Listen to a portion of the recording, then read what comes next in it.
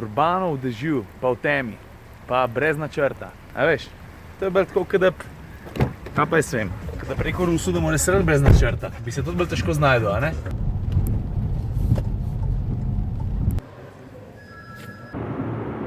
Thank you very much for flying Adria Airways.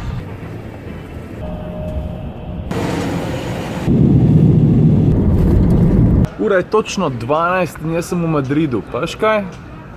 Zunaj mislim, da je 6-7 stopinj pa dež. Jaz sem si vse skupaj malo drugače predstavljal, no. Mogoče malo toplejše, pa malo več sonca. Pa že včeraj povedal, kjer avto sem prišel pelat, ne? Toyota CHR.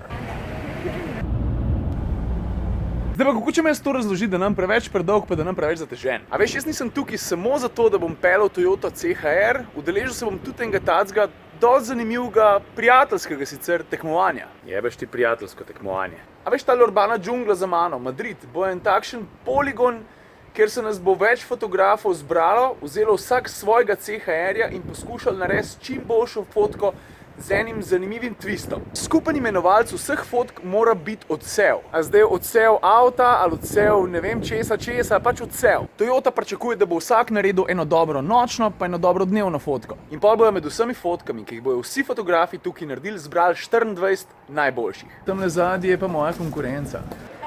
Za nami je ena taka zanimiva predstavitev mesta Madrid, ne na čist klasičen način. Pogledali smo si kup zanimivih grafitov, zdaj so pa končno prišli na vrsto avtomobili.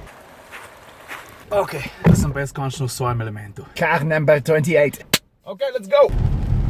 Ok, prvi vtisi, zdaj lahko komentiram sam vozen položaj, pa vidim, da je vse skupaj res osredotočeno na voznika. To pomeni, da je tudi armaturka malo proti meni obrnjena, veš? Porsche. Cabrio. Vidim, da je tukaj merilc G-Seal, že naštimam pred mano, ampak to mi tukaj v mesto na okej dosti prav prišlo.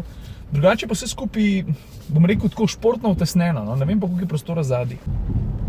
Tale Madrid, ne, ki je dež, pa gužva, pa tavžent ljudi ob cesti, no joke. Sem pa hotel povedati to, ne, ta avto, CHR, je bil razvit posebej z mislijo na evropskega kupca. In to se vidi, ne samo zaradi videza, ker res napada vse te svoje tekmece od Juka naprej, vse tiste, ki so kompaktni križanci, ampak tudi, kakor zdaj po prvih vtisih vidim, tudi z voznimi lastnostmi.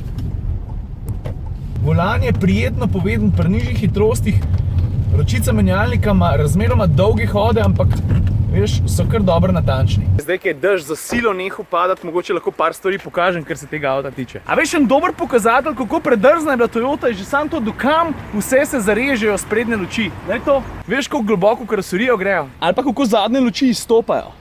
Dež naneha, jaz se nekaj trudim, mogoče bo kaj ratal, ampak nič ne obljubim. Urbano v dežju, pa v temi, pa brez načrta. A veš, to je bolj tako, kaj pa jaz vem, da preko Rusu, da mora sredi brez načrta. Bi se tudi bolj težko znajdo, a ne? No vem, no, po mojem je kaj ratal, lahko pa tudi da mi ni. Pri teh stvarih je tako, če ful riskiraš, pa bolj malkrat profitiraš, ampak ko pa profitiraš, takrat je pa zelo dobro. O, stari, malo sem zjeban, veš, prstke na nogi imam mokre, čevlji so mi malo premočili, po dežju sem skakal skozi ta banda. Ni nepremočljiva, ampak ne bom jamral, zato ker je bil tak en zanimiv eksperiment pa preizkus mojega znanja. Me zanima, kako so se drugi odrezali. Dnevne fotke nisem dobil, imam pa par nočnih.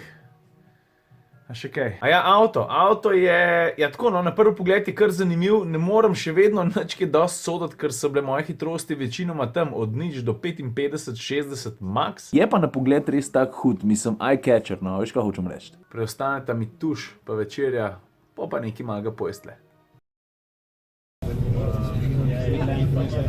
Ja, precies. Ja. Ja, hey dan. Ja.